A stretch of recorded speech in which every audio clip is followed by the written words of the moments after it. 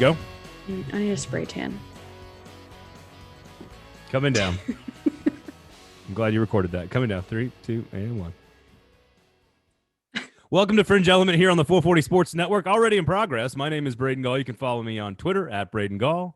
Just think funny thoughts sometimes. My name's Erin Dugan. You can follow me on Twitter at the Erin Dugan or Instagram Erin_Dugan.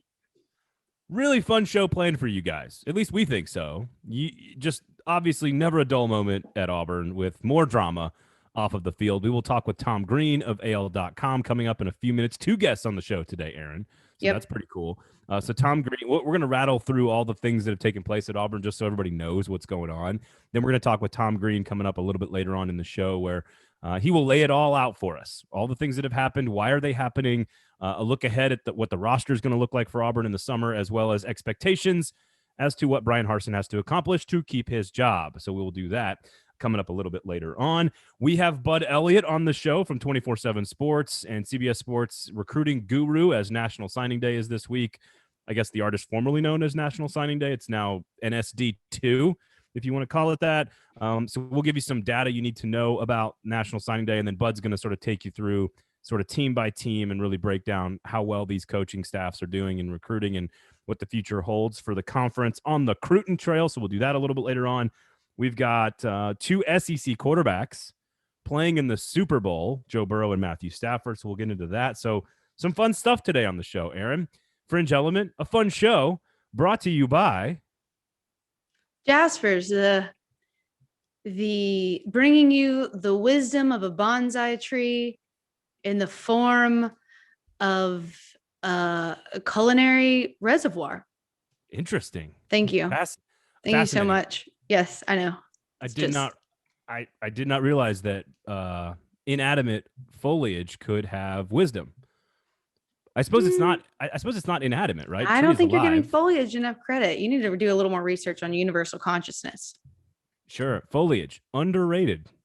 Fringe Element says 100. You heard it here first. 100%. Breaking recruiting news and also updates on the knowledge of trees.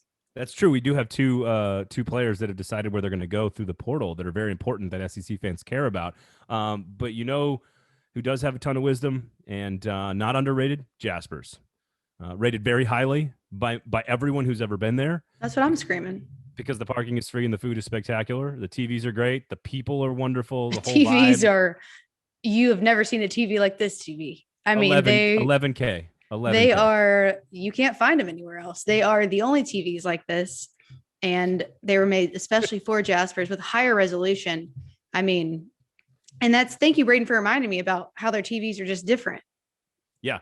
No one else in the world has these TVs. They don't. Nope. No one does. Nope. And you should watch them. We're not setting the bar too high for Jaspers at all. Go check out Jaspers, of course. The happy hour is great. The parking is free and the food is wonderful. All right, so we'll get to Stafford and Burrow in the Super Bowl. We got some Cruton news you need. We'll talk with Tom Green. Have you ever said recruiting? I'm sorry. I used to. Okay. I don't prefer it anymore. I say Old Mississippi. Is that getting on people's nerves yet? It's not the thing that gets on my nerves the most about you. It's a long list. I do think that when someone who hears me do this show or any other show hears me say Old Mississippi, they immediately send the correction tweet. It's not Old Mississippi, Braden. And I'm like, thank you. We all see it. Thank you. Blue. Don't say it. Don't say it. How about we wait until when to talk about leaving the game until we're inside the stadium? How about that? You guys want to head out around the third quarter? Traffic's not as bad. Those commercials come on. My wife looks at me and just stares at me. They're my favorite. She just looks at me and she goes, because she knows, like, telepathically, she's telling me, this is you, dude. You know, this is you. And I'm like, what? All these spots are compact. What do you want me to do? So you hired them. You don't know them. You don't know them. Go watch all of the progressive commercials on YouTube and then go watch our show on YouTube after that. But I don't think it's progressive, but I don't know, actually. You don't, what? Is it progressive or is it Allstate or State Farm? Absolutely progressive. No question. No free shouts. Okay. So Stafford, Burrow, some recruiting data. 2 interviews today, great interviews with Tom Green and Bud Elliott. We'll have some reaction in between a little bit later on in the show, but I wanted to do this Auburn exercise just for fun because never a dull moment. And at some point you can just stop me and say things if you need to. Okay. Here is what has happened in not just the 13 months that Bryan Harsin has been on the job, but basically just since the summer. And this is, so we're talking 5 months, 6 months, 7 months, give or take, whatever, of Bryan Harsin's tenure at Auburn. Mm-hmm. He gets COVID and has to sit out a week of practice during camp. Mm-hmm. Tracy Rocker is out off of his coaching staff without being at a practice. So I think that actually happened before. His wide receiver coach is fired after 4 games for not having the right players on the field, getting lined up correctly. Mm-hmm. There, of course, is the vaccination conversation that took place all season long about the state of Alabama and requirements and mandates and his stubbornness to not want to even just have a conversation about it one way or the other. He then beats LSU in Baton Rouge for the first time in over 2 decades. He beats a ranked Ole Miss team, the best regular season Ole Miss team we've had in the history of the program, beats both of them, then loses 5 straight games to finish the season. He fires Mike Bobo. He's recruiting okay. Derek Mason, his defensive coordinator, leaves. Called that, by the way. You did. I called why. Tank Bigsby. Yeah, personal and philosophical reasons. Is that right? I said that last week. I was like, their values don't align. Yeah. Tank Bigsby threatens to leave and then doesn't. That same weekend, Bo Nix announces he's leaving and does. They then lose about 8 or 9 dudes on the defensive line into the portal, and then in between they've hired Austin Davis to be their coordinator, who seems like a very smart decision when they hired him. I think Godfrey was on here saying it seems like just a really smart hire, and then 43 days later he walks away from one of the most prestigious SEC institutions and one of the highest paying jobs in the college football as a sport for personal reasons.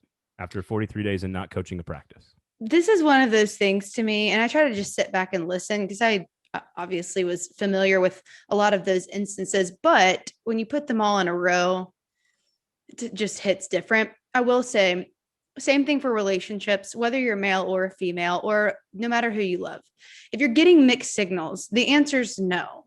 So if you're winning games you shouldn't, you're doing things, unprecedented things, but then you're doing a lot of stupid stuff too. You just gotta chalk it up to mixed as a no. It's a no for me. So this is advice to young adult males across the board. If you're getting mixed signals, the answer is no. It's also advice to women. If you're getting mixed signals from either side, that's true. It's a no. But isn't there a whole movie about if he's interested, he'll call? He's just not that into you. Yeah, isn't that like the whole Yeah, that's the thing. So if you're getting mixed signals, then true. Yeah, that's a no. And in the marital parlance of this conversation, it is maybe or we'll see. Those are the 2 phrases. Wait, give me an example. And parenting too. So if you're talking to your parents or your spouse, specifically your mother or your wife, and they say we'll see, that means no. Yeah, almost always. But it shouldn't be like that with your kids, because if you say we'll see, it's a yes. No, to them. No, but to them. Right.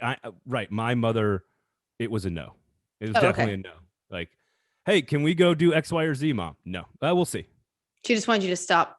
We'll see. Talking about it. Basically. Yeah. Stop hounding me. I just wanted to lay it out there for people so that they could hear all of it. It's a lot. Individually, and I talk about this with Tom a little bit later on, but individually, there are some reasons why some of these things could happen.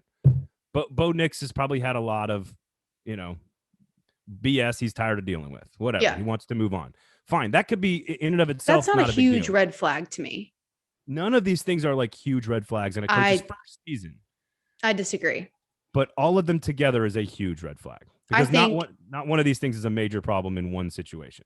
First year on the job, losing that many members of your staff going all in different directions at different times is a red flag to me. You can't hang on to anybody, and losing your entire defensive line. Even if it's not a symbolic red flag of your coaching, it should be a big red flag of what next season's going to look like, because that's not good. I think those two things are bad. I don't know. They're not good. I'm just saying he fired some of those people. Like he fired Bobo. Like it's again. Yeah, but wouldn't that mean if you were firing some because maybe you guys didn't align, but then the rest of them left, that means you align with no one? First of all, I do not want to be the guy who is defending Bryan Harsin right now. That's what it feels like I'm doing. But I'm not. But what I'm saying is, in your first year as a head coach in a big time job, you're going to clean some house. You're going to, some players are not going to agree with you. Some coaches are not going to agree with you. You're going to have a learning curve. There's natural, all of this stuff. And any one of these particular incidents taken individually, there's no major problem here. When you put 8 or 9 or 10 or 12 of them together in a line, there's one common denominator. And the one common denominator right now, there are two, and I asked Tom about this. It's Bryan Harsin and it's Auburn. So whose fault is it, Bryan Harsin or Auburn? And the answer is probably both. I'll let Tom answer that question a little bit later on. Never a dull moment, Erin, on the Plains. Never a dull moment. Definitely not. I would venture to say that a couple of those isolated incidents are pretty concerning to me, but when you wrap them all up, everyone's leaving. He has coached 13 games and will be on his 5th total coordinator. So, yeah, that's all you need to know. All right, let's do some positive stuff. How about that, Erin? Okay. SEC quarterbacks, and we'll have some news on. We'll get to Jaxson Dart and Caleb Williams in just a second. But Matt Stafford and Joe Burrow are playing in the Super Bowl, and I'd like people to have an opportunity to win a bar bet in their lives. Mm-hmm. And here's some good nuggets for you from the Super Bowl as it pertains to SEC quarterbacks and just quarterbacks in general. Stafford and Burrow, of course, both number 1 overall. Georgia and LSU, both highly touted kids that came to the SEC. They will play in Super Bowl 56. It'll be the 6th time in Super Bowl history that 2 quarterbacks from the same conference played against each other in the Super Bowl. The last one was Peyton Manning and Cam Newton in Super Bowl 50, which is insane to me that Cam Newton won a national championship in college in 2010 and then played Peyton Manning in a Super Bowl 5 years later, knowing that Peyton Manning was drafted in 1998. Insane. That's just a weird number. Then it happened with Tom Brady and Russell Wilson, Michigan and Wisconsin, respectively, in 49, Super Bowl 49, 2014.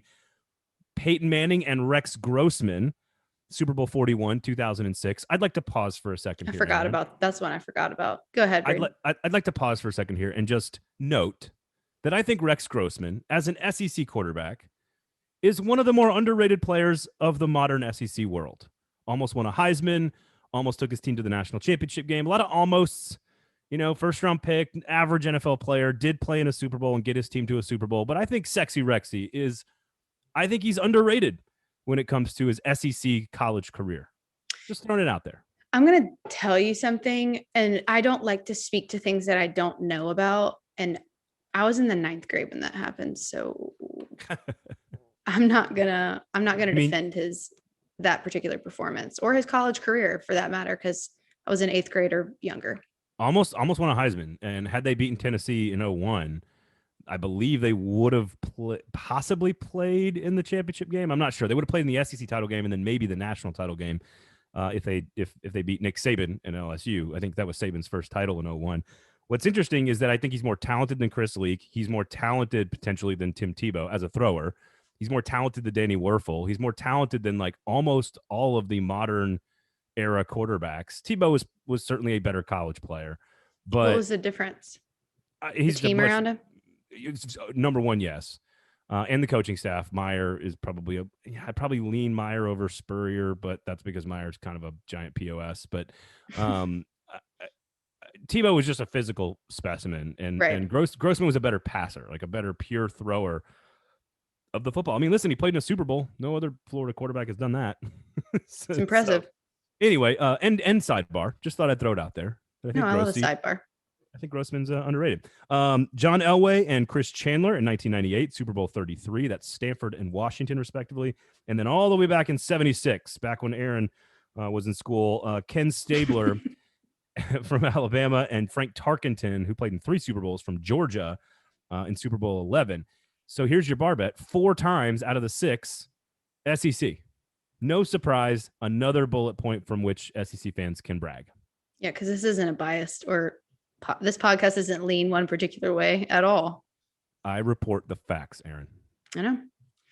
And everyone loves winning a bar bet. I don't know exactly how you really like drum up that bar bet without someone knowing that you already know. Well, isn't that all bar bets when it comes to sports trivia? Ish. Like name the X, Y, and Z players that did X, Y, and Z for this thing, and that's how you name the 4 times the SEC's had 2 starting quarterbacks in the Super Bowl. But do you have to? But don't they have to know the question before they bet on it? I'm really thinking. Have you been in a lot of sports-based trivia bar bets before? Because it feels like you haven't. No, I don't think trivia-based I have. You don't get to know the question first? So shout out to our former colleague, David Fox. So David Fox and I, good friend of the pod. Don't understand trivia bar bets. He and I used to go sit at bars and drink beer all the time. Yeah. And you cannot beat him when it comes to this kind of knowledge.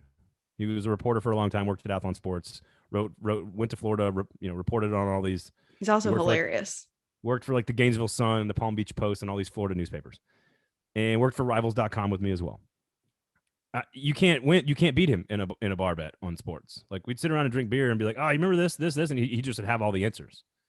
So clearly, you have not. No. I just am really like, for some reason, my brain's going way down the technical route of this bar bet right now, and I just want. Yeah, you're sucking the fun out of it. Sucker. You are a fun sucker. That's what I know. You are. Yeah. All right. So in that. I also just appreciate the stages of their careers. Matt Stafford having basically this might be his last chance to win anything. That 2007 Georgia team that he played on that went to the Sugar Bowl and beat Hawaii, they lost in Neyland to Tennessee. They probably were better than the 2007 LSU team that won the national championship.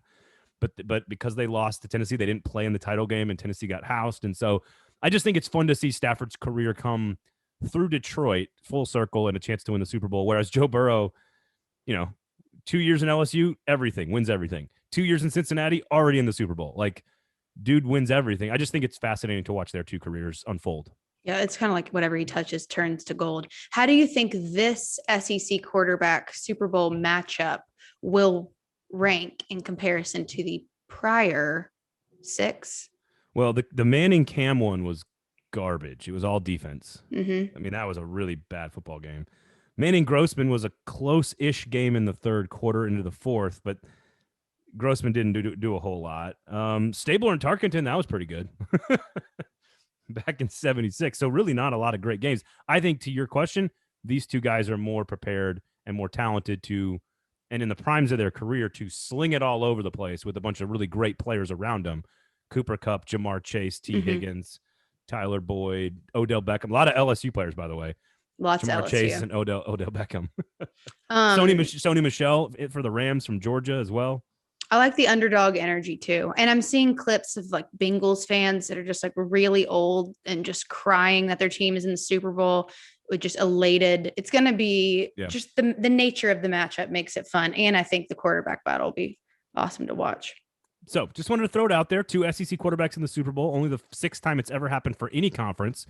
Of course, the SEC claims 4 of them, and you can go win yourself a couple bucks or maybe a beer at the bar, even though Erin's clearly never done that in her life. Jaxson Dart is transferring to Ole Miss, so Lane Kiffin gets his guy. Jaxson Dart's a 6'3", 210-pounder, athletic kid, really talented. Played for USC last year as a freshman. Brings a tight end, I believe, with him to Ole Miss as well. So they've kind of found their replacement for Matt Corral, which is really interesting. I just think I don't know what to make of the Dart kid coming to Ole Miss and what it means for them. I think they're clearly going to be better at that position now than we expected. What I love the most about this story, though, Erin, is like Lane Kiffin's ability to be Lane Kiffin. Like his ability to be himself is extraordinary.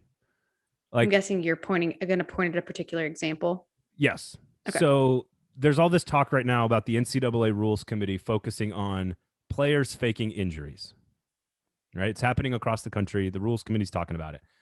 Obviously, Tennessee fans are going to remember all the players that may or may not have looked like they were perhaps potentially faking injuries in the Ole Miss Tennessee game. Mm-hmm. Well, Lane Kiffin tweets basically 100, go NCAA, even though his team is largely the team that has been doing the dirty here. What is his motivation there? Sense. To be Lane Kiffin. He is just better at being himself than anybody else. Just zero shits, per usual. Exactly. When Jaxson Dart commits, he's like, he does like a parade on Twitter for himself. It's just amazing. Now, do you think that there's going to be that even though they quote unquote got their guy, do you think Ole Miss fans need to keep in mind who they're coming from in Matt Corral, and to have a healthy mindset going into this season? Because I mean, it says Jaxson Dart threw for 1,350, like 1,353 yards at USC, and Matt Corral, I don't know how many passing yards he had. I know he had like 3,300 total yards last season. A lot. Yeah. So there's a difference. So what would you say to the Ole Miss fans who are looking to continue their, what do you say to Ole Miss fans that had Matt Corral last season? You're not getting Matt Corral. I think that's probably a good starting place. Yeah, I think you're smart to say to people like, hey, it's going to take some time. Most people know the difference. Most people yes. know that it's not Matt Corral, but Dart only played like 6 games, and he only started like the last 4 or 5. He did start against Washington State on the road and threw for like 391 yards and 4 touchdowns. So I think the talent. He had some up there games. He threw for over 300 against UCLA in like a back and forth game that UCLA won, actually pretty big. At that point, they'd already fired their coach. Clay Helton was out. So like, I don't know if you can look at the numbers. I think your message is accurate.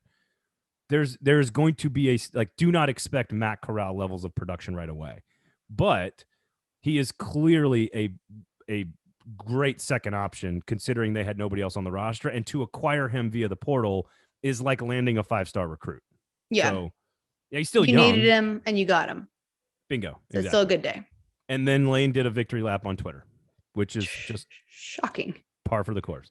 Caleb Williams goes to USC. We should mention that. He goes to USC to play for Lincoln Riley. He does not, in fact, go to Georgia, which means the only real big name at quarterback that we're left, kind of watching is JT Daniels, of course, at Georgia, what he's going to do, and whether or not, I guess he's going to the portal. Who knows? So there you have that, some quarterback news there. Before we get to Tom Green here, real quickly, Erin. Braden. I've got some Cruton data that I'd like to throw out there for the folks, and I want you to grade these nuggets. Can you do that for me? Okay, what's the scale? Obviously 5 stars. For like most interesting, or 5-star rating would be like you're a very highly touted data point. Okay, so super important news to the overall effect on the season. Yeah, and interesting, interest level. So 4 and 5 stars are high. 2 stars are low. Okay, I don't need this much mansplaining. Thank you, though. Go ahead. I didn't think I was mansplaining. All right. When you're explaining that 5 is higher than 2, it feels like it. Well, do you know what I mean? No, that's not what I was explaining. Okay. God. Okay. I was explaining in a poor way that we're going to use the recruiting star rankings to grade. Also, I gathered that. Takes. Thank you so much. So do you get what we're doing here, Erin? Yes, I just wanted to know what the scale was, like interesting or results-driven stars. No, I gotcha. All right. Off, Braden. All right. Bud's going to talk about a lot of this stuff, but I wanted to get your thoughts. Okay. LSU. LSU is number 18 entering signing day in America. That makes them 8th in the SEC. Only 2 times since 24/7 Sports became a company. Only 2 times has LSU finished outside of the top 10 in recruiting, 2018 and 2012. This would be only the 3rd time this season, would be only the 3rd recruiting class that LSU has had essentially this millennium millennia, that LSU will finish outside of the top 10. How interesting. How many stars? I'm going to say 4, because that in and of itself is a very interesting fact and is not shining a great light on LSU. However, we have seen LSU, because of who they are, make even their recruiting classes that weren't the best. We've seen them bounce back quickly. So I would say, because of the nature of LSU being LSU, it probably is not as significant of a data point as it would be for somebody else, because they seem to bounce back no matter what. Excellent job. That was a quality star ranking. That was, I think 24/7 Sports should be hiring you based on the job you did there. All right. I need to update my resume, but go ahead. Next one. Missouri's average recruiting class since entering the SEC. Mm-hmm. So this goes back to 2012. Yep. Its average recruiting class since entering the SEC is a 38.4. The best class they've ever had since entering the SEC is 25th ever. That was 2015. Missouri, right now, currently in the rankings entering signing day, 11th. It would be arguably the greatest recruiting class in school history. Again, average since entering the SEC, 38.4. Right now, today, 11th. What do you give it? I give this a 5. I give this 5 stars. Super interesting. And I'll add another layer. SEC recruiting rankings this year. Texas A&M, Alabama, Georgia, Missouri. Tell me if you ever thought that was going to be the case. And then you're looking at Missouri's at 4, Florida's at 13. How about this? I want to add more layers because you're adding good layers here. Thank you. This is like a kids baking challenge that my kids watch now. We're just adding layers to the cake. Mm-hmm. A lot of reality TV show talk on the podcast. Lots and lots. How about this? They are first of the 3 Tigers in the SEC. Oh my gosh. Of all the Tigers in the SEC, they are ahead of LSU and ahead of Auburn. And by a couple spots, at least. Yep. There, in fact, are 2 teams between them and the next highest ranked Tiger. Those 2 teams, bet you never thought you'd hear this, Kentucky and Tennessee. Wait for it. Next factoid on recruiting. Okay. Kentucky, average recruiting class over the last 10 years, same span as Missouri, 33.7, their average recruiting class. The best class during that span, 22nd back in 2014. Their current class, 12th in America. The best recruiting class in the history of Kentucky football, much like Missouri. I will give that. These are good factoids, Braden. Yeah, you like that? Okay. I'll give that 4. I teeter between 3 and 4 because we've kind of seen Kentucky on this slow build towards building a program. So this isn't as shocking to me as some of the other stuff that we've talked about. So somewhere between 3 and 4 stars. I don't know if we do half star ratings. No, we don't. I'm gonna give it a 4. I'm gonna give it a 4. Yes, they have Kentucky has 9 4-star recruits, 10 3-star recruits, and they have been on a slow build, which is very hard to do. It's much harder to do than to be Kentucky and have a building towards consistently great recruiting. It's much harder to do that, obviously, than just have one standout class and get lucky. And this is not a matter of Kentucky getting lucky. Okay, I like that. All good analysis there. I like this game. Okay, a couple more here, and we'll try to be quicker. Dan Mullen fired for not being able to recruit, right? Among other things. The Gators were 9th, and 13th in the nation in his 3 classes. Point being, Florida right now is 26th. Now, some of that's because Napier's just now on the job, so you don't really hold that against him too much. But Mullen was fired because he couldn't recruit, even though he had 3 consecutive top 13 classes. To me, that's a very small target that Florida's trying to hit. It feels like Napier has that ability, but we shall see. Same thing for Josh Heupel and Jeremy Pruitt. For all of Jeremy Pruitt's faults, which there were many, his last 2 classes, his only 2 full classes in Knoxville were 10th and 13th. Josh Heupel right now is 16th and 14th. So neither of Heupel's classes have been better than either of Pruitt's classes. Napier's first class won't be as good as Mullen's last 2 classes, merely just pointing out that when you transition and taking over, it's very difficult. You're shooting for very small bullseyes. Yes, and you also have the residual effects of what someone has left behind, because guys know that even if you're going to have a good recruiting class the next year, that a player coming in has to deal with, whether it's in the transfer portal or whatever, they have to deal with whatever has been left. And so going from, it does, to me, it's a testament that Dan Mullen fell from, I know this is technically Napier's class, but it went from 13th in the nation to 13th in the SEC, which means there is a lot of residual damage there. Okay, 3 stars for me, 5 stars for that last little nugget you dropped. Thank you. Yeah. If that. You tweet it out, you better give me credit. I was going to call that a 3-star stat. I think it's 4 stars. Okay. All right. Dan Mullen screwing up doesn't surprise me. The fact that they fell that much when you look at those numbers is surprising. All right. How about Mississippi State here? They're 25th in the nation. Should they stay in the top 30, Mississippi State will land its 8th consecutive top 30 recruiting class with their 3rd different coach. I saw this before we got on the podcast, and I got to give that 4 stars too. Right. I don't understand why. And part of it's the mystery for me, because there's some schools, I just don't see that happening at a school like Kentucky or Missouri. It just seems like there's certain schools that get away with lapses in great recruiting without their program falling apart. And Mississippi State seems to be one of those. I can't exactly tell you why.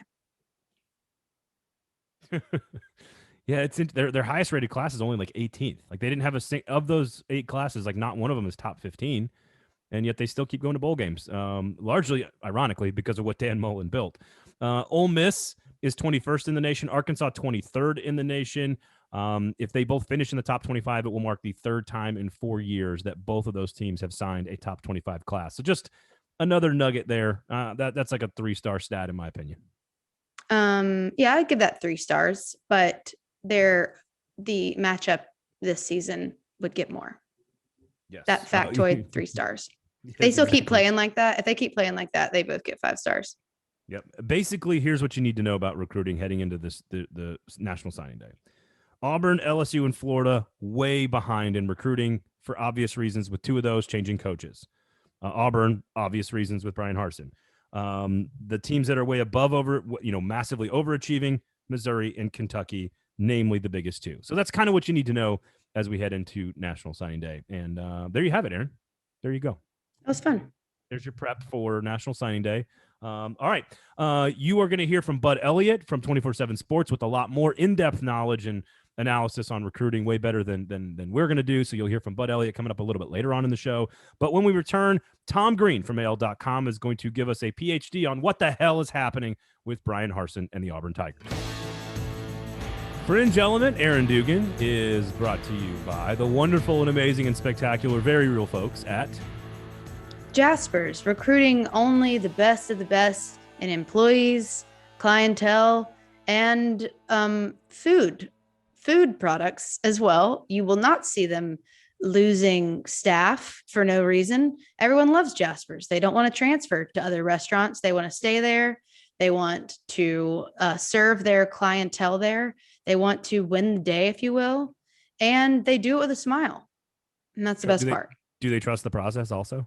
They do trust the process, and they love the grind. Every day's the Super Bowl at Jaspers. I was gonna make a portal joke, but you did it for me. So I did. Yeah, hey. You slid it right in there. I like that. So go to Jaspers, everybody, right? Yeah, I think you should. It's delicious. Braden and I might be there getting drinks, or we might be getting drinks and fighting at the bar. You just never know. Carousing. Carouse? Tom, welcome to the show, man. Really appreciate you joining us this morning. How are things down in the Plains, man? How are you? Just another normal week around these parts. As normal as can be by Auburn standards. So let me try to get your perspective on that sentence right there, because we know Auburn is one of the most interesting programs in all of America. The dynamics at play, both in the state geographically with Saban and, all the things that Auburn has to deal with. Relative to Auburn standards, how bizarre has Bryan Harsin's tenure in less than a calendar year been so far? I think even by Auburn standards, it's been a little strange. You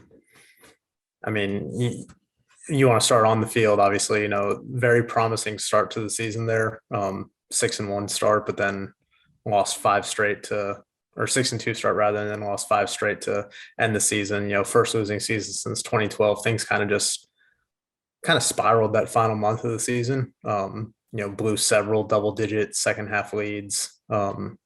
Things just kind of fell apart. Starting quarterback goes down.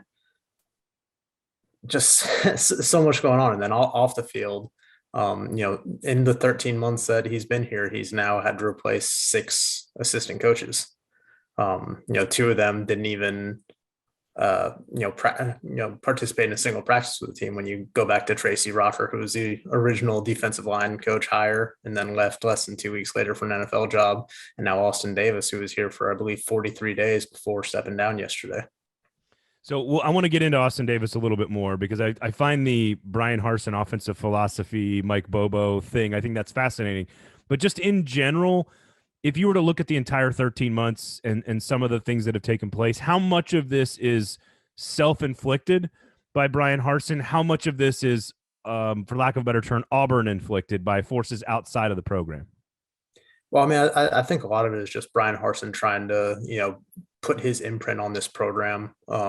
He's talked a lot about developing the culture. I think that's why we've seen several players go into the transfer portal, just because they might not necessarily be fits for what he feels like he wants to do with this program, whether it's, strictly from a, X's and O's standpoint or just from a buy-in standpoint. And I think some of the coaching departures were for that reason too. You look early into the season, he fired his wide receivers coach 4 games into the year because he didn't think that, that position was up to par. And he went ahead and just promoted an offensive analyst who was his offensive coordinator at Boise State the last couple of years. Things obviously didn't work out with Mike Bobo, especially late in the stretch of that season where the offense just, was in a tailspin in the second half of games, couldn't produce even when the defense was turning in some really good performances. Derek Mason, I think you really have to question when, he, steps down just to go to take what is, at best, I'd say a lateral move to go to Oklahoma State. But yeah, no, I think some of this is just, Bryan Harsin wanting to, do things his way. He's really said it since, the day he got hired, you can do things right, or you can do things right now. And, he's being very meticulous and, trying to make sure all the ducks are in order. And it's almost like a soft reset going into year 2 at this point. I think that's a pretty normal thing for a new coach to want to do, is sort of, I don't want to, clean house is maybe not the right term, but like that's kind of what ends up happening. Mm-hmm. And a lot of times if that's what happens and success follows, then it all makes sense. It's all part of the plan. Do you get a sense that that's what's taking place? That he just, like you said, is resetting the culture? How much of it is him learning on the job and learning that Auburn and the SEC both are very different monsters than the Group of 5 and Boise State, and sort of the laid back pace of, let's call it, the Pacific Northwest? How much of it is him learning, and how much of it is just Auburn needed the shakeup? I think it's a little bit of both, to be honest. I think, you look at his career, he's had success, every time, he's been a head coach. This was probably the most difficult season that he's endured. And I think it was really a wake-up call, his first in the SEC, going through that trial and learning that it really is a different monster than, up in Boise State. So I do think that some of it is, from that regard. But then, I think, like you said, I think he's learning on the fly too. It's just a very different situation for him to be in. And, he knows that he needs to produce because there is a lot of pressure at Auburn, especially when you look across the state at the success that Alabama's had. And then your other biggest rival just won a national championship. So, there is a lot of pressure to succeed and produce those results immediately. And, I think you obviously need to improve on the field. You need to improve that coaching staff. You need to improve your personnel, and, you need to recruit. And, they did a pretty good job of closing well during the early signing period, but, top 15 class, tomorrow, they probably won't get many guys, maybe a few. They've been trying to go into the portal, but they're losing more than they've brought in so far. And, it's just hard to keep pace from a personnel perspective. And while a top 15 class nationally looks pretty good, when you look at the SEC, they're, middle of the pack toward the bottom half. And that's really hard to kind of maintain when your two biggest rivals are just widening the gap with everybody else. Well, and not just those two, but LSU wins the national title 2 years ago. Now A&M's recruiting at this ridiculous level. Ole Miss wins 10 games. I know Auburn beat them. What's funny is that I look at I want to dive into the Austin Davis thing here for a second, because that one's even weird by Auburn standards as well. I think individually, all of these things, right? Like, Bo Nix wanting to transfer after 3 pretty tumultuous, solid, but, up and down seasons. Like, he probably did that for him. Fans probably weren't exactly giving him he's probably been overexposed a lot in his very young career.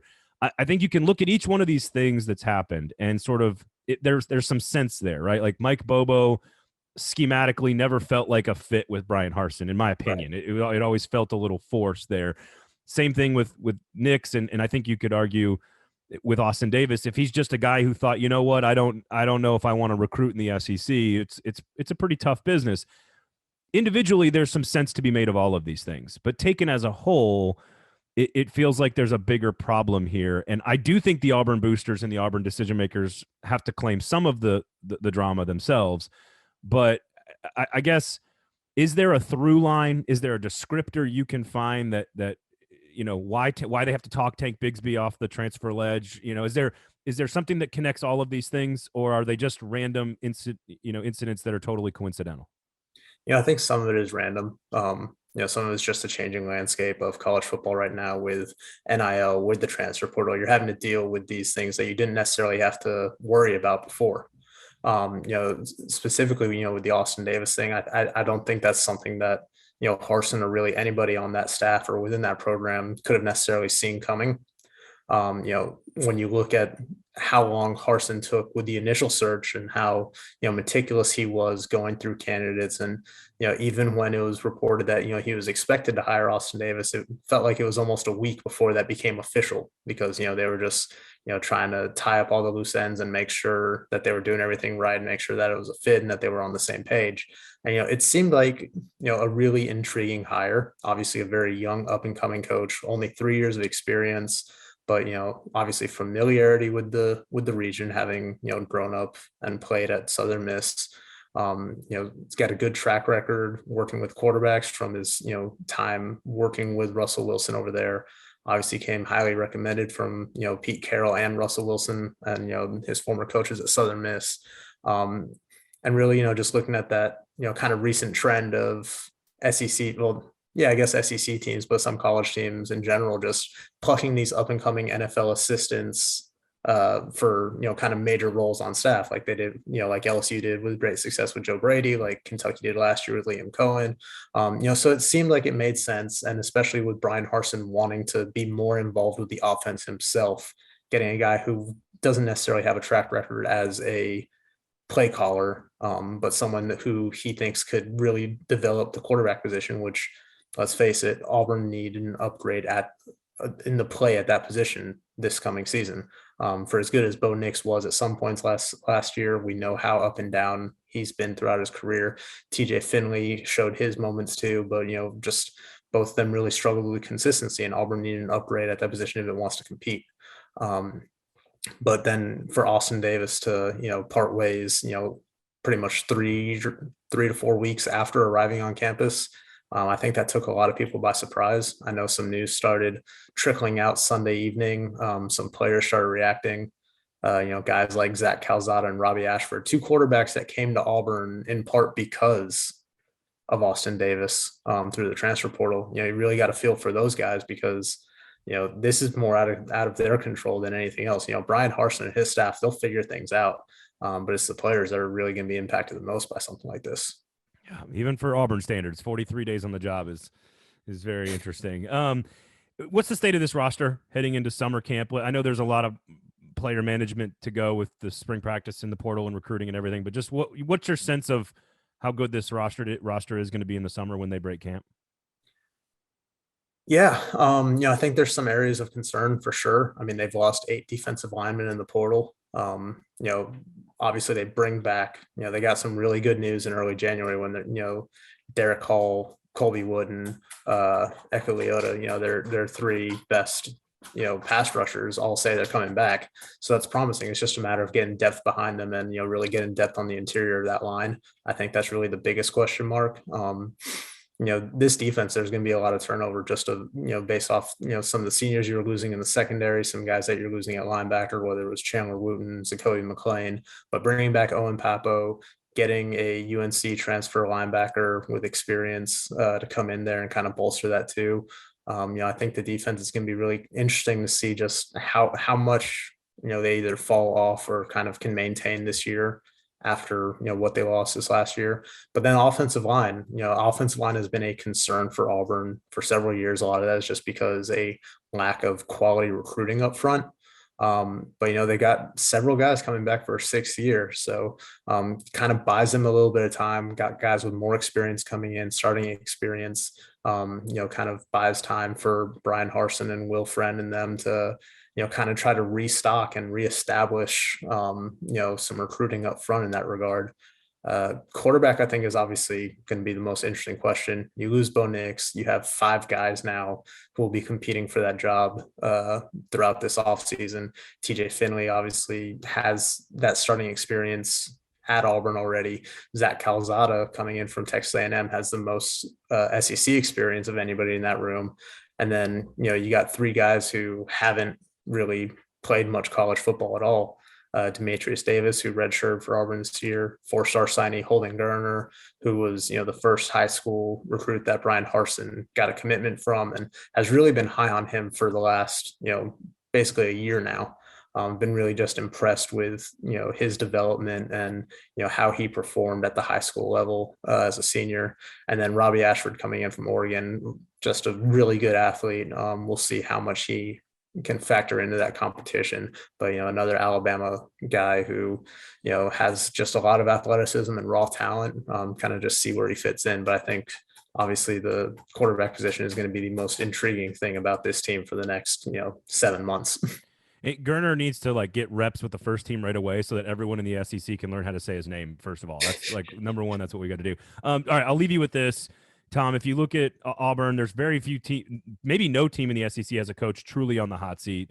In year number 2, in any other program, you would not be on the hot seat, but this is Auburn, and it certainly didn't end the way the team wanted. We've got all the off-the-field drama we've just sort of covered. What is a reasonable expectation for Bryan Harsin to regain the trust of all of the boosters, which may never happen because some of them didn't want him in the first place? But if you just look at where this team needs to be at the end of the season for him to sort of to win back the fan base per se, what needs to happen? Because it's not just losing close, because they just lost close to Alabama, who played in the national title game. They played really, really well in that game. It's not necessarily just about playing well. So what does Auburn need to do to sort of solidify Bryan Harsin as a year 3 guy at the end of the year?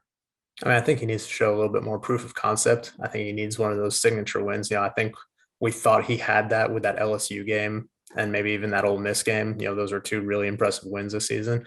But, just, for someone who came in last year and made such an emphasis about, going 1-0 each day, 4th and 1 mentality, for the team to falter down the stretch like it did, I think is really concerning.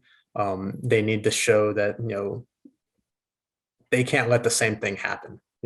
When they're on the doorstep in some of these games, or when they have, these 10 or 11 point leads in the second half, they need to show that they can hold on to it. We obviously need to see offensive improvement because, like Gus Malzahn, you hire a guy who comes in that, you hire him because he is an offensive guru. And, Bryan Harsin's had a lot of success on that side of the ball. And I think that's why we're going to see him be a little bit more involved on that side this year, because it just wasn't up to the standard that he had really come to expect and what he had shown throughout his career. So I think those will probably be the 2 main things that will kind of give boosters and Auburn fans a little bit more confidence if they can show considerable improvement in those 2 areas. Yes or no answer. Is Bryan Harsin the head football coach this time next year at Auburn? Yes. All right, there you go. Tom Green, thank you so much, man, for joining us. We really appreciate it. Of course, you can follow him all over the Twitters, AL.com. We appreciate it. Thank you, sir. Yep, thanks for having me. That was Tom Green of AL.com covering the Auburn Tigers, and I know we sort of ran through the litany of things that Bryan Harsin did, Erin, or is doing, or has done, or that Auburn's done, or whatever. there's not really anybody on the hot seat, but Bryan Harsin seems like he's going to do everything in his power to put himself there. I don't know. It's such a weird, Auburn's weird, but this is even weirder by Auburn standards. Yeah, it's the weird got weirder. That's for sure. Don't really know what else to say about that.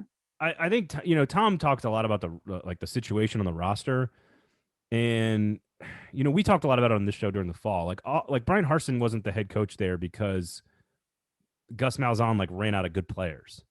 Like there were good players there. Now a lot of them have gone into the portal. Quarterback play is a major problem. Offensive line play has gotten stale. The defensive line, which has been very good, is now a major question, as you heard Tom talk about there. He did not really put as much pressure on sort of the decision makers and the boosters as I thought he was going to do. And so I thought he seems to put it a lot more on Harsin than on the situation. And the other thing, of course, Erin, that we touched on and we wanted to talk to him about primarily was the Austin Davis situation. And you're going to talk to Bud. You asked this of Bud Elliott here coming up in just a minute about sort of what is Bryan Harsin like in living rooms, essentially. And, like we talked earlier in the show, an offensive coordinator getting in over his head and leaving after 43 days is unusual, but it's not necessarily like this, huge, massive indictment on the head coach. The problem is that every other thing we see, is he just really hard to work for? Is Austin Davis just not want to recruit? He cited in his sort of statement or whatever it was, basically saying, I realize that I miss my family and I want to be around my family more and all this other stuff. It's just so weird. I don't know what else to say about a coordinator getting hired that seemed like a good move. And then without even coaching a practice, he's decided he's out. And I don't know what to make of this. It's just, it's getting harder and harder to defend Harsin, and he's going to have to, he's going to have to win a ton of games in his second season without a lot of, talent at the quarterback position, or at least experience at the quarterback position, and questions everywhere else. This doesn't feel like it's going to end well. I'm not totally buying that reason from Austin Davis, because as someone who was a collegiate athlete and has spent a lot of time in the NFL, what I understand, that the coaching trail in the SEC is a hard lifestyle. I totally get that. But you also know enough about the sport and the nature of it, no matter what, to know what you're signing up for. So I'll be interested to see if Bryan Harsin will hope that nothing else comes out about it. I'm not buying that that's the only reason. I don't know if we'll ever find out if there's more to it than that, because it was such a short-lived stint, but I'm not buying Austin Davis's reason. Well, and Tom said this, but Derek Mason going to Oklahoma State, he called it a lateral move. I think it's clearly a step back. I would argue being at Auburn is always going to be higher profile. You can recruit at a higher level. You're probably going to get paid more than anything you're going to do at Oklahoma State. So, and again, if it's about personal philosophy, I'm not sure Derek Mason and Mike Gundy line up either. So Derek Mason has decided to take what I would call a step back to go to Oklahoma State. We talked a lot about this last week. Mm-hmm. And to work for a guy that we sort of know has these, I don't want to say insensitivities, but let's just say, he kind of puts his foot in his mouth from time to time. It kind of acts like a knucklehead, but I don't know. It just, none of this stuff paints a really good picture of a CEO. It all paints a picture of a guy who's just swirling around in a blender and has no control. And also I think part of it with Harsin, and we did talk about this briefly, Mason, is it's one of those things where Mason would be a guy that's if you stand for something, at least just stand for it. Don't be silent during it. And I just cannot see that gelling. But I also do think, again, like we mentioned last week, I think Derek Mason has a broader long-term picture, as he often does, about his move.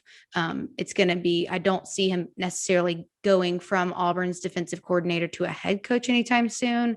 And I do think that's probably still in the back of his mind of something that he would want in the future, which may have something to do with why he chose Oklahoma State.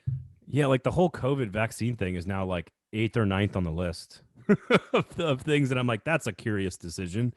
It doesn't even register now, considering all the other crap that's happened. So special thanks to Tom for hanging out with us from AL.com. Tom Green, make sure you go and check him out everywhere there. AL.com, great place for all your SEC news when it comes to Alabama and Auburn. So you want to talk some recruiting here with Bud? You want to do that? So Let's do that. When we come back, you will get a PhD on recruiting across, I don't know, we probably asked him about what, like 8, 9, 10, 12 schools in the SEC, almost all of them. So we have a really fun conversation with Bud as he gets set to be very, very busy on National Signing Day, as he always is. But so when we come back right here on Fringe Element, you will hear our conversation with the great Bud Elliott. Don't go anywhere, folks. This is Fringe Element on the 440 Sports Network. All right, let's talk a little recruiting here on the show this week, as National Signing Day 2 is here this week. And we would love, to, of course, to talk to the great Bud Elliott from 24/7 Sports and CBS Sports joining us here on the show. Bud, how are you? Deep breath. National Signing Day is here. National Signing Day, Caleb Williams decides to make his announcement on the same day that Tom Brady officially announces his retirement. So we had to go live for that on Cover 3. It was pretty exciting. And production meeting here in a little bit for our 10 hours of Signing Day coverage on CBS Sports HQ / 24/7 Sports YouTube. So it's going to be a long day tomorrow and a fun one. There you have it. So for all of you listening on Wednesday, make sure you check out all the stuff that Bud just said. I know who the Caleb Williams guy is, but this Tom Brady, I don't know who that. You're gonna have to refresh my memory on who that is. All right, we care about recruiting here on the show, and I want to talk to you about. We'll start at the top and we'll work our way through the league. But A&M, of course, at 1, you've got Bama and Georgia, who have been doing this sort of for a couple of years now. A&M now as well. Can you put into some historical context just how good this A&M class is and how impressive it is for not one, but 2 guys to have sort of joined Saban at the top of the national recruiting rankings in general?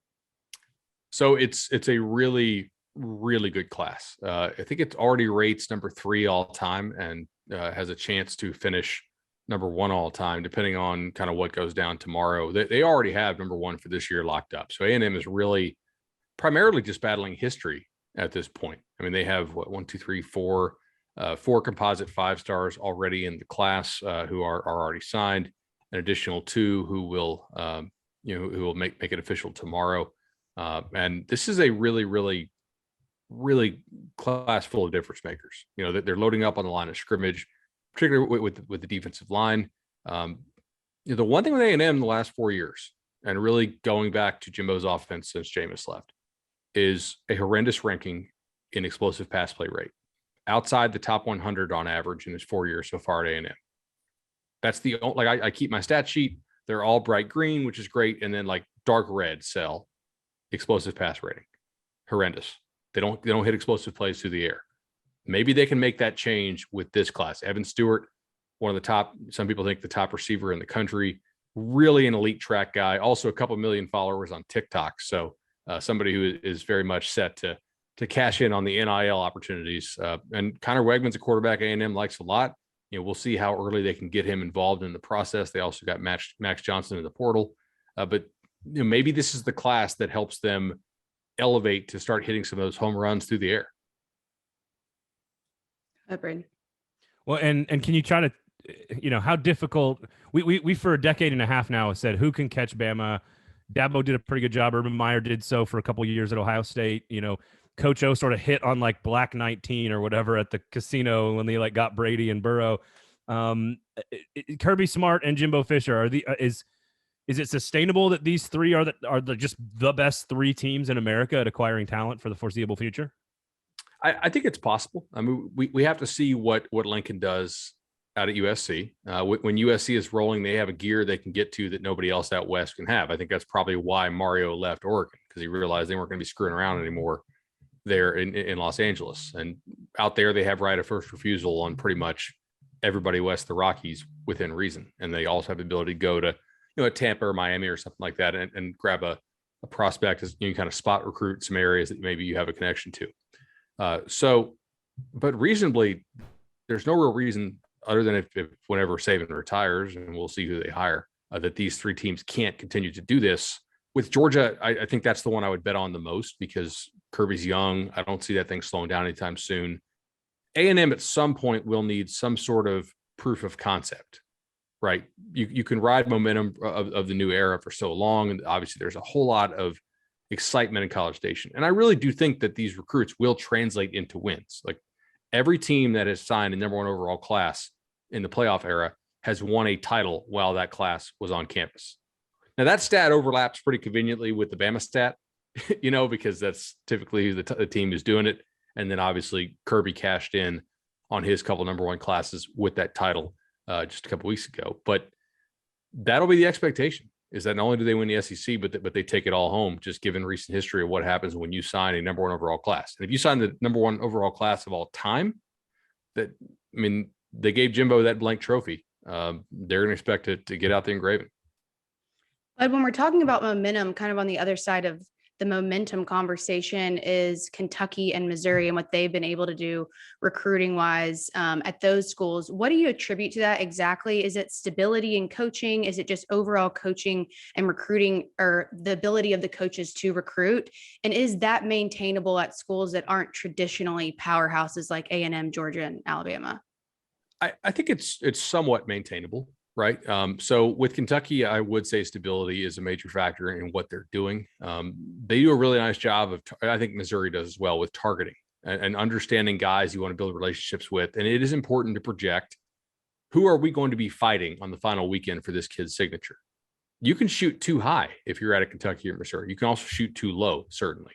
But if you're able to kind of thread that needle and figure out, hey, for most of these kids, we're fighting Tennessee, Auburn, the Mississippi schools, Arkansas, and we want to beat those schools out for these kids, you can do pretty damn well. If you miss on your evaluation of just how good this kid is, and all of a sudden the team you're battling for the signature down the stretch is Bama, Georgia, you may win a battle or two, right? Like Kentucky kept Keontae Goodwin.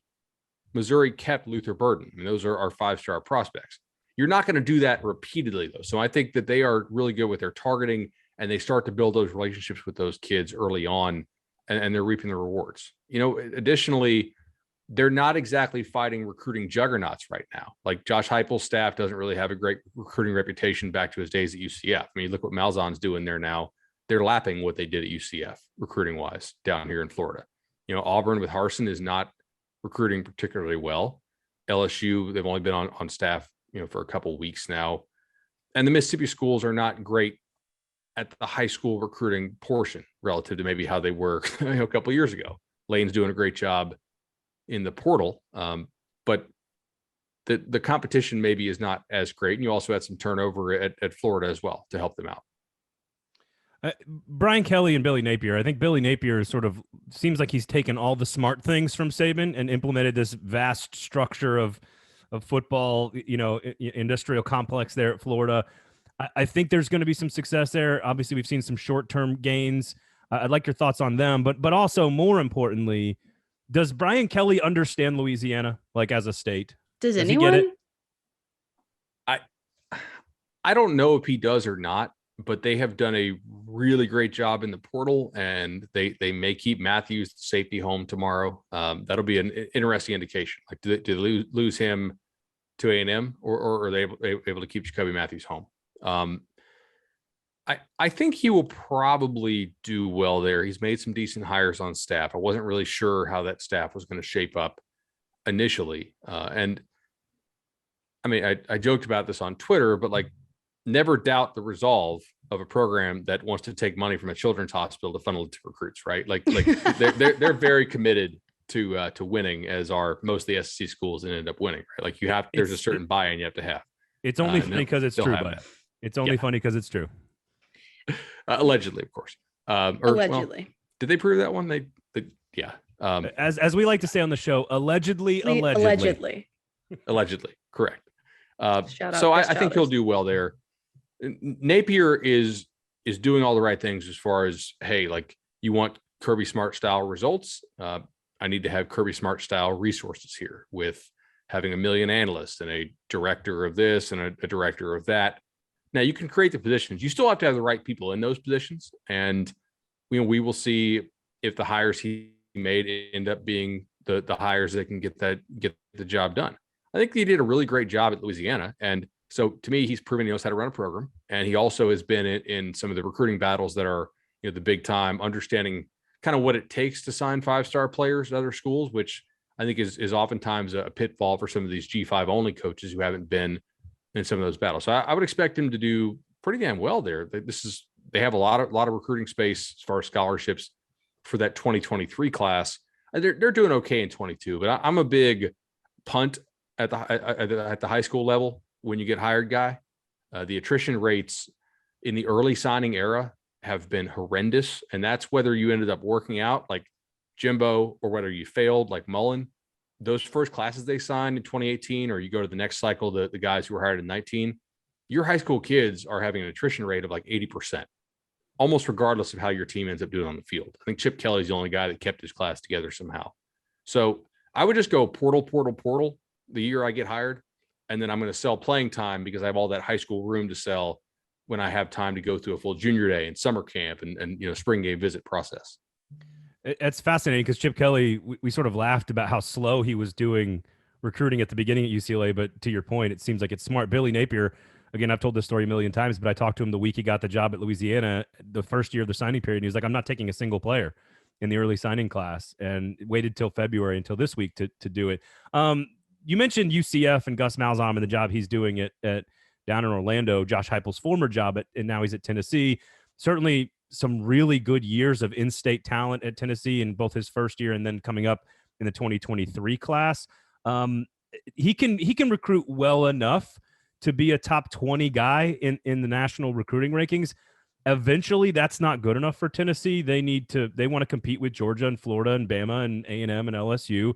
That's where they've been historically. Does Josh Heupel have the skills and the talent to recruit top 10 classes, top 8 classes, and not just top 16, 18, 20 classes?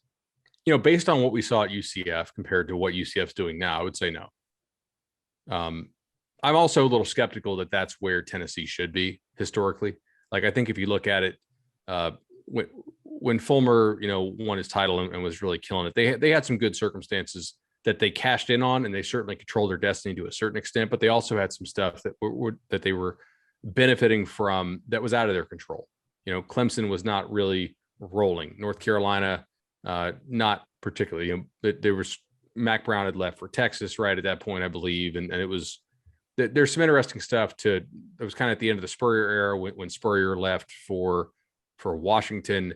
I don't really expect them to recruit at like a top 10 level personally, just based on geography. I mean, Florida and Georgia have better geography, and that does matter quite a bit. But I don't know. We'll see. Like, they didn't do a bad job, but like compare their blue chip ratio, which is a stat I created.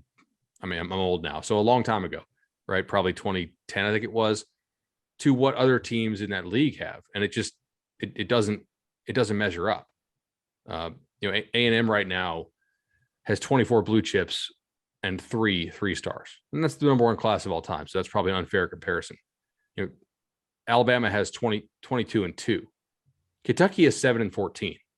They're running a blue chip ratio of 31% or 33%. Alabama's up there, in the 90s. They're not close.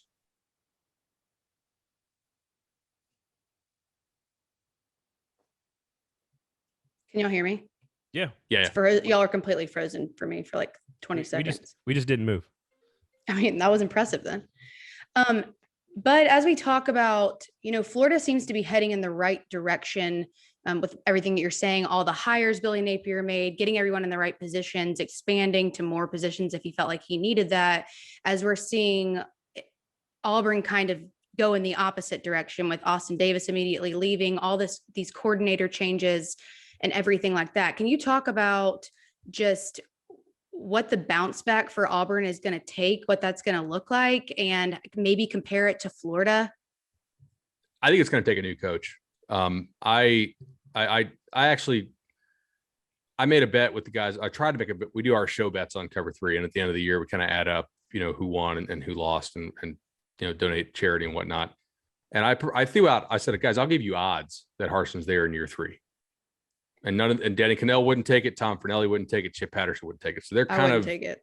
No, there's a pretty good chance that if they make a move, they're the only open job in the SEC next year. And that is absolutely a position of leverage to be in over the market. Things aren't going well there. I don't think that's the guy that a lot of their power players wanted to hire. And they'll have a new president and potentially a new AD by the summer. So I don't see a turnaround happening there. Can you just? I think I have them last in the West. Will you just briefly touch on a little bit less tangible of a subject, but what the recruiting difference looks like outwardly, publicly facing in press conferences, and what it might look like in a kid's living room, and why some guys lend themselves better to one over the other? Oh man.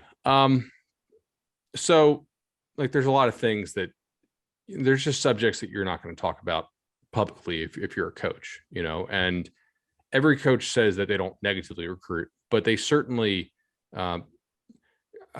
if you want to just take them at their word, they engage in comparative recruiting, right? you want to tell people what you offer, and then also maybe why that is better than what somebody else is offering, and why the opportunities, maybe NIL opportunities or playing time opportunities are better at your school than another school. Of course, on signing day, everybody was always your first choice. In reality, a lot of times these phone calls are stringing kids along. You want to make sure that you keep that line of communication open in case your first or second or third choice don't come to you. And all of a sudden you need to go and try to flip your fourth choice from, pick your Sunbelt school or Purdue or somebody like that. So not that Purdue recruits on a Sunbelt level. I don't want to, don't tweet me.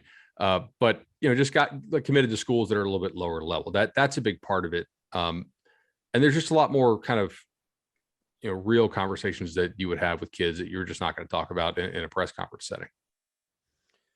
Jason Witten, you will play tight end. I'm sorry. You're going to play tight end. It's not defensive end. Come to Tennessee, and I'll make you a Hall of Famer.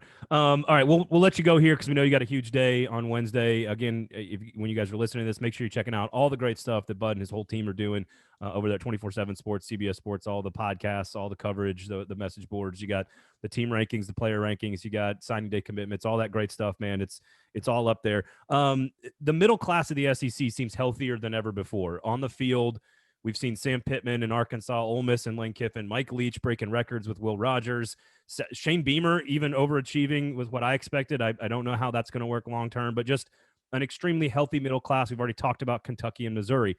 Of those programs, who do we feel works out because they're able to capitalize on that success on the recruiting trail? Is it Pittman being a football guy? Is it Kiffin being the flashy troll on Twitter? Like, which one of these guys is able to capitalize the most on actually building a program? That's a really interesting question. I think in the short term, it could be Kiffin because of the quarterback he went out and got, right? But Pittman has the coordinators. Like, you kept Kendall Briles, you kept Barry Odom, and I think they have really good culture there. One of the best things Sam Pittman does was he didn't have they and us, right? He convinced everybody it was us immediately. A lot of times when a new coach comes in, it's too much. Okay, what you all used to do, now here's what the new guys are going to do. He got great buy-in. Like, Arkansas lost a bunch of really important leaders off this 2021 team who he never recruited. Like, he recruited the hell out of them once he got on campus, but they were already on that roster, and he really made them believe, and act like a family. I think that's a great job by him there.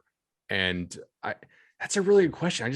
I don't know if anybody's going to emerge and become like a consistent 9-10 win team out of that mix. It's probably just who has the right mixture of experience and QBs in a given year.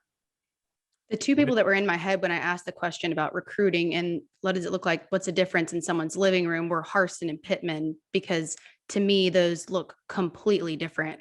And I think that's why Pittman's been able to do. I always joke with Braden. I love Sam Pittman. It's no secret, but I think it's just because what he's able to do. And I do think that will have a long-term difference. I'm just trying to picture those two recruiting next to each other. And in my mind, they look polar opposite.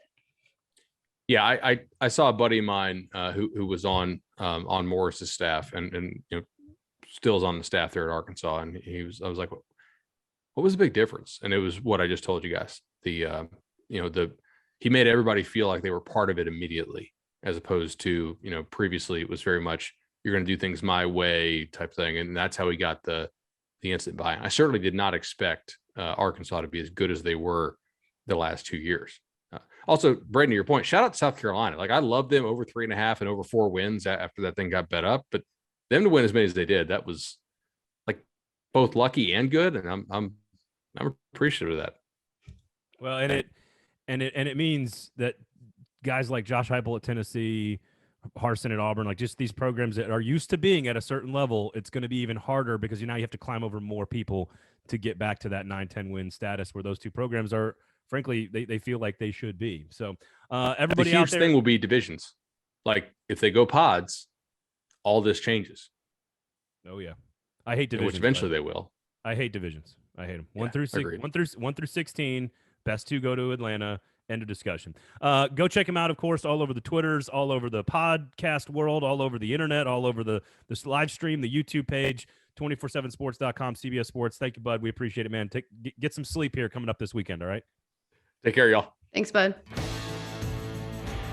That was Bud Elliott, of course, of 24/7 Sports, CBS Sports. Again, if you obviously this comes out on National Signing Day, so all of you guys listening out there, go check out his coverage. He's one of the best in the business, has been for some time. Again, invented the blue chip ratio, and I think before we wrap up the show here, Aaron, I thought a really good question by you to sort of it's sort of a common sense thing to know that coaches behave differently behind closed doors than they do publicly.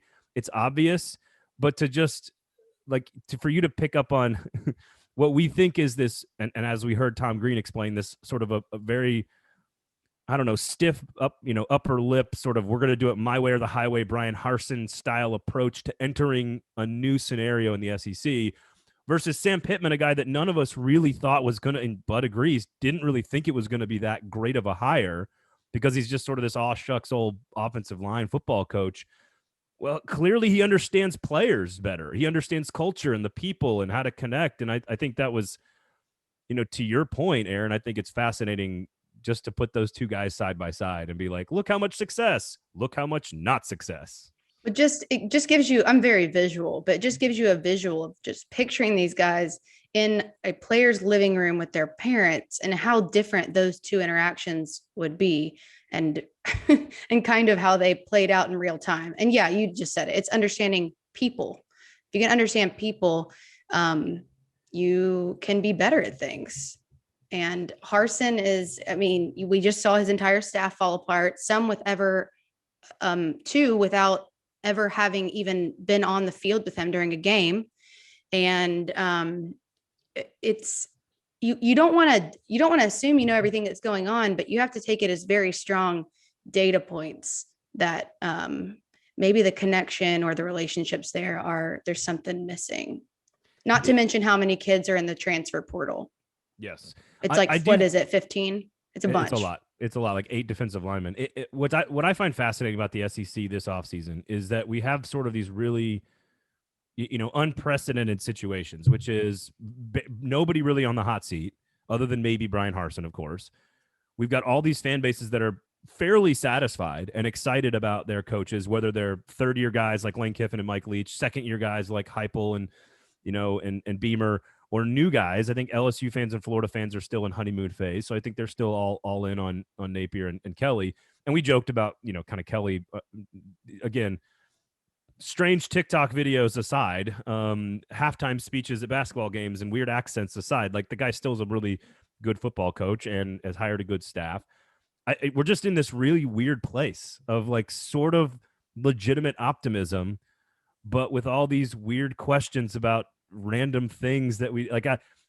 Again, like every single year, the SEC has figured out how to just absolutely generate soap opera storylines out of thin, complete air. So. The most dramatic season yet. Yeah, yes. I don't really watch The Bachelor, but I know enough to know that's the tagline. The greatest season in the history of SEC football is upon us. That'd be really cool if we could I know Chris Harrison got canceled, but if he hadn't, it'd be cool to have him do the tagline on our show. I don't know who that is. It's the host of The Bachelor. I do know. See, I thought you knew more about trashy reality TV than I did, but I think you still do. But I never beat you. Only when there's no commercials and on Netflix. But you watch you get real in the weeds. You watch Love Is Blind. You watch all Netflix, all no commercials. What's the second most embarrassing reality show that you watch? Also, because of quarantining and pandemics. No, I get that. We know, me and my wife know that we have a problem when we are watching. When we look at each other halfway through an episode and go, what are we doing? And then we realize we've been in the house too long. Everyone has. So you get a pass because everyone ran out of TV. Too Hot to Handle is by far the worst one, period, in the history of television. I don't even know what that is. It makes fun of itself. Oh, really? It is through the list. you know how like I don't know this, and I guess you don't, since neither one of us are like heroin addicts. But like when you're in the when you're in the bottom of addiction, right? Like when you're in the gutter, passed out at 2 a.m, and like you realize, okay, I need to make some life changes. This is probably not going the way it needs to go. That is the reality TV show, like Love is Blind, or not, sorry, Too Hot to Handle. They get very confusing because there's a lot of the same words in all the names. Yeah. Too Hot to Handle is the gutter reality check of reality TV show addiction. You know you have a problem and that you need to seek help. Well, I think it's a good tool, at least, to know when you've hit that point. Yep. Sounds like you're aware. And, you know, they say awareness is super important on the road to recovery. Yeah, that's true. Now, are you the one you can kind of make yourself feel good about it because it's because it's like a logic problem and you can solve it before them and then you feel like you're better than them? Love is Blind. Actually, you could just watch Are You Smarter Than a Fifth Grader if you wanted to do that. That doesn't give me quite the ego boost I'm looking for, because these are like 24-year-olds. Love is Blind has actually got an interesting psychological study dynamic to it at the beginning of it, where you're actually seeing people try to get to know each other without visually seeing each other, which actually is interesting. It just devolves quickly once they get matched up and they get sent to an island. All of a sudden, it devolves quickly into, a really, really, trashy partying on an island. People are drunk and angry at each other. Talk about devolving quickly. This show. Yeah. Yes. Like those are fine. Like Too Hot to Handle is the one, and you're right still going. Yes, right now it's like the bottle of bourbon on the shelf too, because we haven't watched the newest season, but we know it's sitting there if and when we go on a bender. It's we know it's there, and at any point we could snap and need that bottle of Jack. We just don't know. I'm sending you strength. Please, thoughts and prayers to the Gall household. Erin, where can people find you? The Erin Dugan on Twitter and Erin_Dugan on Instagram. Make sure you're checking out the YouTubes as well. All the great work that Erin and her team are doing to put up the stuff on the YouTubes there. We do appreciate that. You can find me at Jasper's, of course, over on West End. Great happy hour, great place to watch any game, really. Super Bowl. Blue chips for Jaspers. You go Jaspers. The blue chip ratio off the charts for Jaspers. And you can follow me, of course, at Braden Gall on Twitter, at 440 Sports on Twitter as well. Check out all the socials across the board. Special thanks to Tom Green from AL.com. Never a dull moment with the Auburn Tigers. Special thanks to Bud Elliott. Make sure you're checking out all their great work across all the different platforms, and enjoy National Signing Day. For Erin Dugan, my name is Braden Gall. This has been Fringe Element here on the 440 Sports Network.